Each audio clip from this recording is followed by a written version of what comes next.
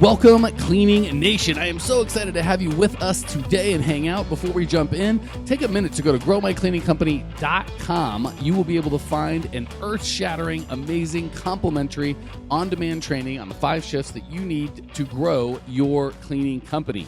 So check it all out, growmycleaningcompany.com. Today, we are chatting with Michelle Berberick from Peachy Clean. She's been in business just under 4 years, serving the Springfield, Minnesota area with residential cleaning primarily. If you want to reach out to Michelle, you can get a hold of her at www.peachyclean.company. Michelle, welcome to the show.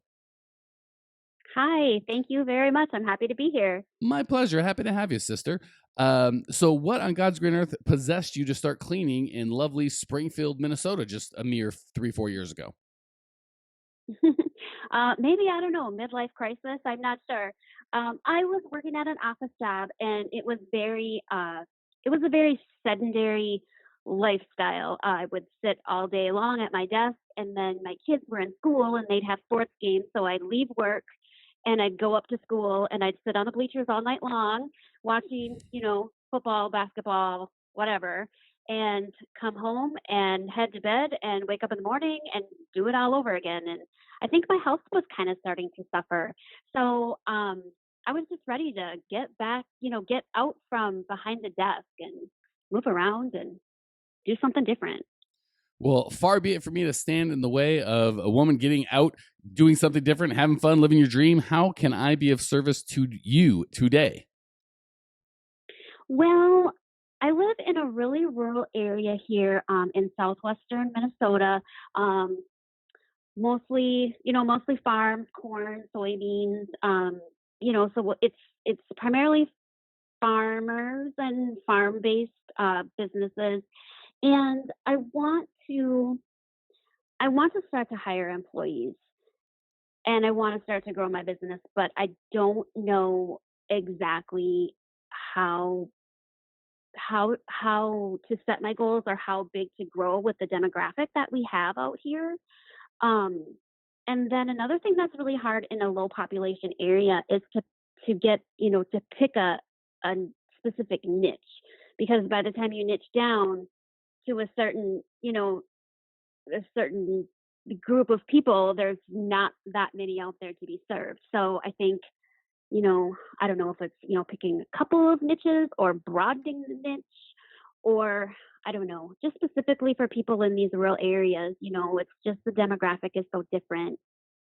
Well, let's talk about the goals first, and I definitely will integrate how to, kind of the caveats to deal with when you're working in a small rural area. But the skill of goal setting is so important. We were just talking off air before we started about how you mentioned you're a Clean Profit Method member. The first module is core values 1.1 and 1.2 is goals. So if you want to know, gosh, what does Mike think? If you can only explain 1 or 2 concepts, what would they be? It would for sure be core values and goals. So, and a lot of people skip that, right? I don't know why. They think it's not important, or it's just kind of frou-frou, or it's not tactical, or it's not real. But absolutely, goal setting is one of the most important, if not the most important thing that you can do. So please, please, please don't skip that, Cleaning Nation. So let's walk through how to do that. First and foremost, I want to encourage you, you and Cleaning Nation, to decide on your goals based on what you need out of your business and out of life. So many people base their goals out of, and when I'm doing the huge, awful air quotes here, what's reasonable. That's insane. Because your opinion of what's reasonable might be totally different than my opinion of what's reasonable, which is totally different than someone else's opinion of what's reasonable. And really what's reasonable is what you're willing to do and to go get. So I always want to start with the end in mind and then work backwards, right? So what we want is, what kind of life do I want, and what kind of business would I need to create that life for me? And we're talking time and money, right? If you're making $1 million a year in net profit, but you're working 100 hours a week, your spouse hates you, and you're sick and overweight and hate life, that's not great, right? And if you're like, well, I don't care as much about the money, that's great. You could have work no hours tomorrow by just quitting. So we've got to have that nice kind of middle ground between how much you're willing to sacrifice and put in versus how much money you want to make. So that said, start with, and I don't know if you can share this live on air or not, are you willing to share what you want to be income-wise? Net income, not how much your company makes, how much your company pays the lovely Michelle. Oh gosh. Um, 50 to 60,000 maybe? Pick one. Pick one. Okay, I'll go in the middle. 55. Perfect. 50 to 60 is not a goal, it's a concept. $55,000 is an actual number we can track 1 year from Okay. now, 6 months from now, 18 months from now, and say, did the company pay you 55,000 American dollars? 50 to 60, less specific. Okay, so for $55,000, that's fine. Most, and this is just kind of big round numbers, but most residential cleaning companies, a 20% profit margin is not unreasonable. So if you take $55,000, I've got my little iPhone out here, divide by 20%, you're looking at $275,000 in revenue. Okay. So you'd say, all right, well, I need Mhm. a $275,000 company. And that includes stuff like overhead. Some people get confused and go, oh, I make way more than that, Mike. That's crazy. I make way more than that. Well, first of all, if you do all the cleaning yourself, sure, you can make more, but ultimately not so much. It's hard to make $55,000 a year cleaning. I guess it's possible if you just clean Oh it all day, yeah, every day, but sure. it's not Right. not hard to Yeah. have a business that pays you $55,000 where other people clean. So um, first and foremost, we have to understand that we have to pay our employees if we want a real business. And second, we have real Right. expenses. So the breakdown, I think this is in the clean profit method, so you'll have access to this, Michelle, is 50, 30, 20. 50% cost of goods sold, 30% expenses, 20% profit.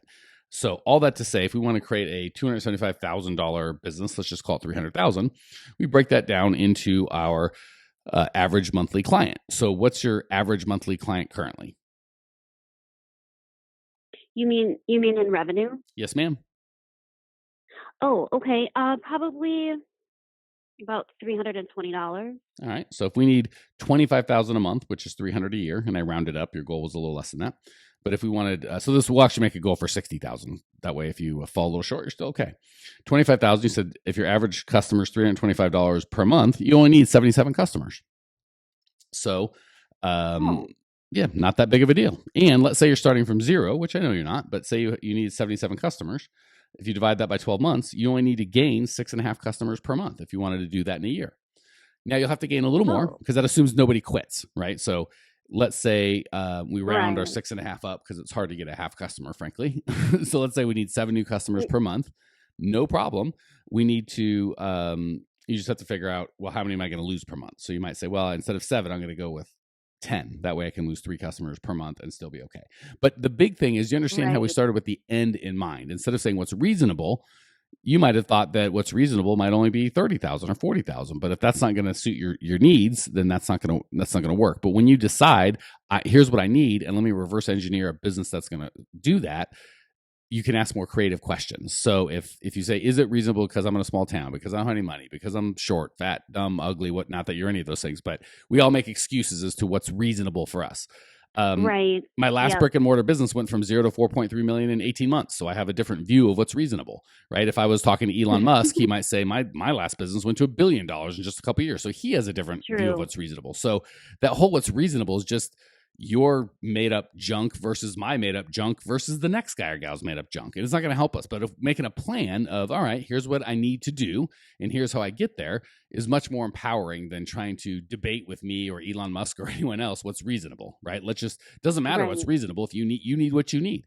So, that's the first thing, okay. And the second thing is, you want to kind of tweak it to rural, or let's just say any niche, right? If there's people out there going, well, I'm not in a rural area, okay, maybe you're afraid to pick a small niche.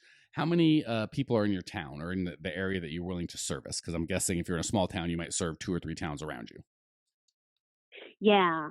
Okay, so in my town of Springfield, let me see if I add this up here. There's about 2,100. And then, gosh, there's probably another one about the same size. Mhm. Um, five, one, two, three, four, five. Probably about 5,000, 6,000 people. Okay, of those 5,000, 6,000 people, let's say half of them owned houses. Is that fair? Yeah, I would say. Okay, so say we got 2,500. Okay, of those 2,500, let's say only 200, only 10% of them had nice houses that could afford to pay cleaners. Is that fair? Yeah. All right. Well, that's 250 households. If you need 80, uh, that's 30%, which can be hard. Getting 30% of a market is tough. So you've got a couple options. You can expand your service area and say, well, if 2,500 or 5,000 humans or 2,500 households or however you're counting isn't enough, well, instead of going 20 minutes away, I'll go up to an hour away, right? If you were to drive 60 minutes, how big of a population do you think you could access? Oh, well, that's getting quite a bit bigger then, because then we get into the county seats. Oh gosh, I don't know how many would be. Maybe 15,000, I suppose, once you start getting, into that radius. Okay, so within an hour, and again, keep in mind, if you have a problem that requires money and you have money, you don't have a problem, right? So people are, I couldn't drive that far. Well, you've got options. First of all, you can find people to hire them in the areas that you want to serve. Second of all, you could run them Right. out of your area, and as long as you tell them, hey, part of this job is driving, and we pay you to drive, that's you could handle that, and you could just charge the people in a rural area. Maybe they understand, certainly if they're in the top 10% of wealth in that area, that hey, there aren't any cleaning companies in my tiny little town that will even come out and service me. So the fact that we've got a company willing to come this far, I understand I'm gonna have to pay extra for it, but I want the service. And most of the time with the wealthy folks, they want what they want, and it's not as much about the money. It's, can you handle me? So the first option would be to add more area, right? Instead of going 20 miles, you go 30. Instead of 30, you go 50. And again, you can either hire people in those areas, or you can just hire people in your area and pay them to drive. Most people are very happy to, they'd rather drive than clean if they're getting paid the same. So it's not like they're going to have trouble with it. And you just True. charge your customer for that time anyway, right? The customers in small rural towns Right. understand it costs more. And if they don't, they're not your Right. customer. So that's the first way we could go. The second thing you could do is add more services, right? Once you've got a very specific niche who knows, likes, and trusts you, you might say, hey, in addition to cleaning, we'll do carpet cleaning. We'll do pet stain removal. We'll do hair removal. We'll, if you really want to get insane for a really extreme circumstance, you could do landscaping or pools, or you could find other services, cleaning or not. We'll clean your car while we're there. And I'm not saying you should do all that. I'm just trying to, again, show you that if you have a goal, instead of going what's reasonable, you can start becoming unreasonable to hit your goal. Hey, I need to make $100,000 a year. There's only this many people. I might have to be a little more creative in terms of the services I'm willing to offer them to make me do that. So please, everybody, Right. don't hear Mike saying, yeah, we should clean pools and do landscaping. I'm not saying that at all. I'm saying if you live in a small area and you want to be in a service-based business and there are only so many humans, you have to find out how to get your price per human up, right? So if another way might be to do commercial cleaning, right? Because if your average ticket item is $325, you're going to need just about 80 customers. But if it's 2,500, now you only need 10 customers, right? 10 customers would be 25,000. Right. So the key with the goals is there's just two steps. And again, you can go through it in the clean profit method. But step one, work from the end backwards. Don't go from now forward thinking, well, I'd like to do this, but I don't know. I hope. I don't think I could. I don't know. That's not going to serve you. It's just going to overwhelm Yeah. you, right? Say, this is where I need to be and I will be, and then create the best plan that will get you from here to there. And then if you really want to supercharge it, find a mentor, somebody like myself or a coach that has done that, been there, and can show you the path. Or especially someone that thinks that you're crazy. Oh, this is way too big of a dream. Is like, I do that on a Tuesday. No big deal, right? Ideally, you can find someone like that. They can help make you go the path. So I know it's kind of a roundabout answer to a seemingly short question, but I want to make sure I got you all of it. Any questions, thoughts, pushback, follow-ups? No, I think those are good. I think those are really good tips, and I think what you bring up about the mindset, where you have these limiting beliefs about, what's reasonable, and all the different excuses that a person can make. But yeah, I mean, when you look at it, when you work it backwards, it doesn't. I mean, it doesn't seem as huge and overwhelming when you work it backwards and you figure out exactly, the steps that you need to take to get there. Well, and the question, can I do this or is this reasonable? Aside from just being an opinion, right, can True. be disempowering, right? If you believe I can never do this, so why try? You could shoot yourself in the foot before you even start. The question, what do I Right. need to make happen to make this much money per month? is very empowering, right? The only answers that you can come up with are Right. empowering. But when you go, is this stupid? Same with marriage, right? When you get married, if it's a lifetime commitment, you don't say, should I be happy with this person, or should I tolerate this behavior, or should I this or that? You say things like, what do I need to do to make this marriage work, right? The questions that you Right. ask yourself wield massive amounts of power. And if you ask disempowering questions that are going to cut you off at the knees, you'll be cut off at the knees. When you ask empowering questions, Right. how could I do this? How could I give more? How could I serve more? How could I build a business that paid me all this without me working more than 10 hours a week, right? All that's possible unless you start asking questions like, what does that make sense? Could I really? Is it reasonable? Those questions are not going to serve you. So since you get to choose the questions, you might as well pick questions that are going to serve you as opposed to questions that are not. Right. And it's if you don't work it backwards and you don't have a specific number in mind that you want to get to, it's fluid, you know. So one day you think, yeah, this is great, I can do this, I'm a rock star, and then the next day you're like, no, I just don't really think that that's possible. And you start getting all these, you know, that little kind of voice in your head, or those little potatoes that, you know, potatoes in your head that tell you that, you know, you can't do it, or you're this or that or the other. So, yeah, if you have a concrete goal in mind, I think that's a lot more helpful. Yeah, goal with a plan, right? And the plan's the key. But you can't make the plan until you have the goal, and you can't have the goal until you get rid of this. What do I, what's possible, and replace it with what do I need in my life to make this worthwhile? Okay, as we transition Right. into the lightning round, that's a perfect opportunity for to tell you, if you go to growmycleaningcompany.com/nothing, just growmycleaningcompany.com, you will find the brand new on-demand training that I gave. And spoiler alert, at the end, for certain people that are really committed to breakthrough and really build their business, I give an offer to do a complimentary breakthrough session where we do exactly this. We figure out where you are now, where you want to be, and talk through a plan to get you there. I do those mostly myself, either myself or Natalie, and we are very finite in the time we have available for those. So they're not unlimited. So check it out now, growmycleaningcompany.com, and let's get you your plan and your goals, and a plan just like we've done here with Michelle to get you moving forward. All right, that said, let's hit the lightning round. Michelle, I'm going to ask you 3 quick questions. You're going to answer with 3 amazing answers, I have no doubt. Question number 1, what's the best piece of advice you've ever received? Okay, let's see. The best piece of advice that I've ever received is probably from my late grandpa. He was a type A personality and a really go-getter. And so his advice would always be, the harder I work, the luckier I get. And so I think if you just really, you know, of course, not work hard. You want to work smart and not hard, but just wake up every day. And if you have goals and you just make even baby steps, you know, progress toward those goals, it really can help. You know, those small successes can really give you that push and that motivation to just kind of keep on going. Beautiful. Love it. Couldn't agree more. All right. This is my favorite. What's the biggest mistake you've made in the cleaning business so we can all learn from you? Oh, well, I think I've heard this one a couple times before on the podcast, but I have fallen prey to it too. Is that underbidding, and maybe even to add to that, like when you first start out, you're just kind of maybe a little bit scared of going out on your own and doing this thing. And then, you know, if you've got a spouse and kids and you're like, well, I need to make up my income. I need to make money. I got bills.